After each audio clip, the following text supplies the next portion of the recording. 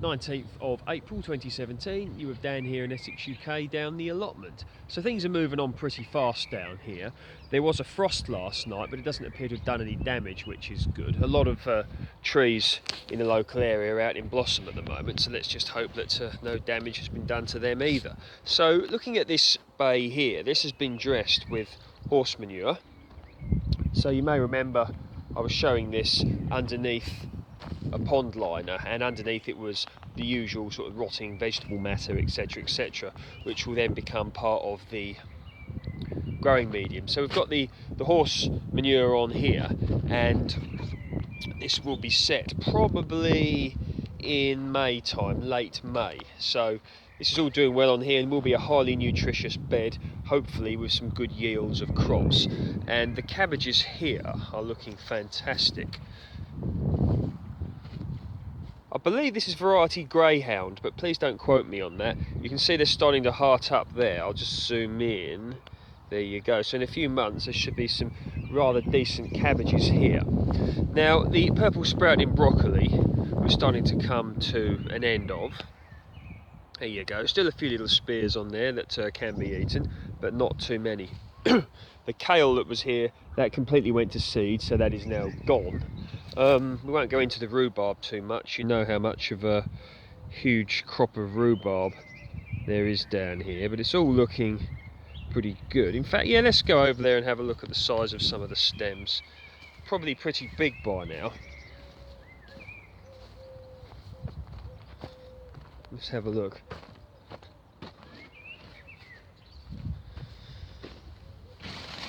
Yep, there you go. Especially that one there, look, really coming on.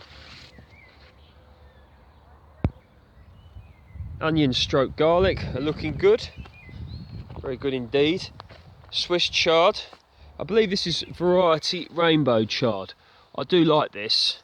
I like it with the apple cider vinegar. That's a very nice thing to grow, I find. And here as well, look, some brassicas under here, some kale there, and some Swiss chard and Swiss chard. A few of last year or the year before's potatoes coming through, but we don't worry too much about them. We'll just fish them out. Certainly a nip in the air. Apparently it's going to go down to 5 degrees tonight, so we'll see. But more brassicas all under here. As I stated before, going heavy on the brassicas this year in order to have good crops for the winter period. Okay, so here we are at the new allotment. Bits and bobs happening down here. So, broad beans, Manita wickium, all looking very good. Put out a lot of growth, I'm glad to say, and been very dry, as I stated in my video the other day, but doesn't appear to have affected these too much.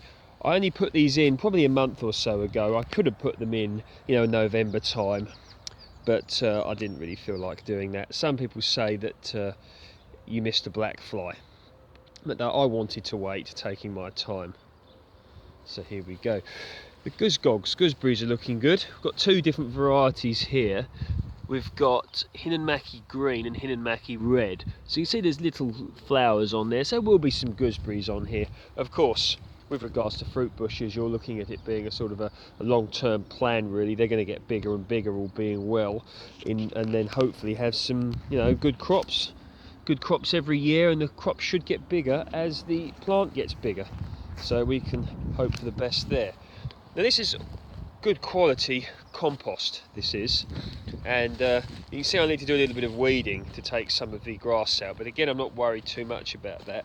I put some onions in just as a few little bits and bobs to go on, but gonna probably leave them in. I might put some courgettes in here as well, or some sweet corn, something along those lines. And here, now you may remember the raspberry patch. Now these raspberries were here before I got this allotment, so don't know what varieties they are, but took the, weeded around the bases of them, and cut the grass as well, and hopefully give these a good chance. They're looking pretty decent, really. I mean, we've got some little flowers on, so I'm expecting some crops off of these, again because I didn't have this allotment this time last year. I don't know how these produce, but I'm hoping they're going to be good. Got a little bit more to cut back. And here as well, some bays here, some boxed off bays, one there and one there. I've dressed these with horse manure, and I'm just deciding what I'm going to put in these. A friend of mine actually has some runner beans out already. I don't know how they got on in the frost. I wouldn't imagine they look too pretty now, but hopefully they're okay. But I'm in no rush to get anything set. Okay, here we go, a bay here. Haven't done this the no dig enrichment style, literally, you know, this is just a bit of soil here. So what I'm probably going to do is to put some potatoes in here. I think I've got some first and second earlies that I need to get in relatively soon. Probably put 1, 2, 3 rows in, maybe 5 or 6 spuds in each row. We'll see. Now this is another one here. Now this is truly is a no dig bay. You may remember, I believe I showed you guys how I set this or prepared it. A few people weren't particularly impressed with my methods, but you know, whatever, that's how things go, I guess. But what I've got here is the cardboard at the bottom, and then there was leaves, grass and some good old-fashioned horse manure on top. Now this will be incredibly nutritious soil, this, ready for some good crops. I'm probably going to put something hungry in here, maybe like courgettes or squashes or pumpkins, something like that, just to show you guys how good this will be. I have even thought about putting some watermelons down here, you know, underneath some sort of plastic greenhouse or something, because I think that would be quite intriguing. They've got another bay here. This again is a no dig bay, and what happened, I'll show you, is I had put organic matter in it, such as leaves, grass,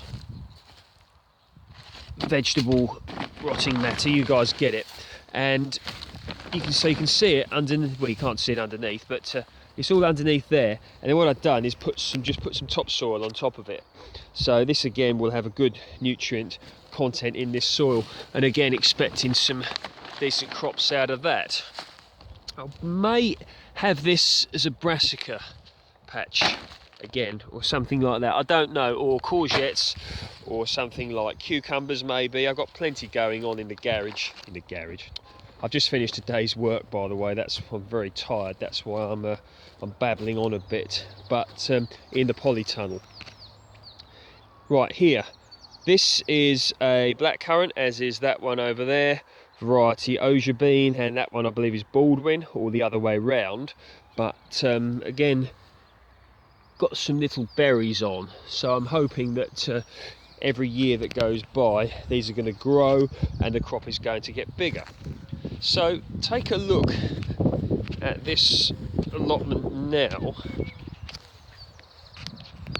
As I stated, I just popped down here after work, so there we go. Take a look at that now. So we've got different beds there. We'll come back to this video. So this is basically a no dig allotment before too much is set, apart from a few onions and some broad beans. So one bay there, got the soft fruit here, the gooseberries, and here we've got the blackcurrants. We've got a bay there, we've got the 2 bays there, the boxed off ones, and over there we have got the, what do you call it, one of the no dig beds. So take a look at that and get ready for some epic crops. So I'm still doing my work. What I mean is enriching the soil constantly. I'm going to probably get a lot more horse manure down here before I do too much setting. There's a chap around here that gives it away for free, so that's what I'm going to use. I'm in no rush to get everything out. I know a lot of people are in a rush, but still getting rather chilly weather. I can really feel the nip in the air right now. Although during the day the temperatures are very nice, especially in the sun. So things are moving on down here at the allotment. Take care, speak soon.